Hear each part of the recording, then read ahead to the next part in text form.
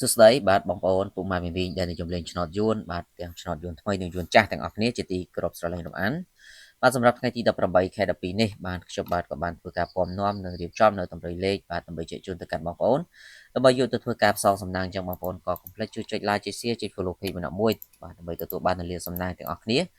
បាទសម្រាប់ថ្ងៃទី18ខែ12នេះបាទអញ្ចឹងសម្រាប់ម៉ោង10កន្លះព្រឹកសម្រាប់ឆ្នោតយួនថ្មីបាទលោកយាយតាបងប្អូនពុកម៉ែមីមីងទាំងអស់គ្នាអូខ្ទង់7និងខ្ទង់8បាទសូមអូខ្ទង់7និងខ្ទង់8បាទចំពោះខ្ទង់7សូមបូក72 73បាទលេខនៅពោ A B C D ហើយចំណែកខ្ទង់8យើងយក8គាត់និង84បាទ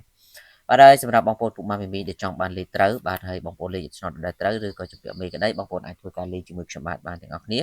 គឺខ្ញុំបាទមានលេខល្អពិសេសដើម្បីចែកជូនគឺម៉ោង1កន្លះឆ្នោតយួនថ្មីហើយឆ្នោតយួនចាស់គឺយើងមានម៉ោង4កន្លះពីម៉ោងហ្នឹងគឺជាម៉ោង VIP របស់យើងហើយបងប្អូនដែលចង់បានសូមធ្វើការឆាតចូល page មកបាទហើយសូមបញ្ជាក់គឺលេខតូច2គ្រាប់លេខ4ប៉ុស្តិ៍សេវា50000រៀលបាទហើយឆ្នោតចិញ្ចឹមទើបយកសេវាអត់មានឲ្យបងប្អូនធ្វើការបងលុយបងកាក់មុនទេបាទសូមបញ្ជាក់កន្លែងនេះបន្តិចបាទ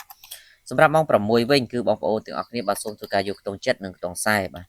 ចំពោះខ្ទង់7សូមបូក74 75បាទហើយចំណែកខ្ទង់40គឺយើងយក40គាត់41បាទលេខនៅពោ A B C D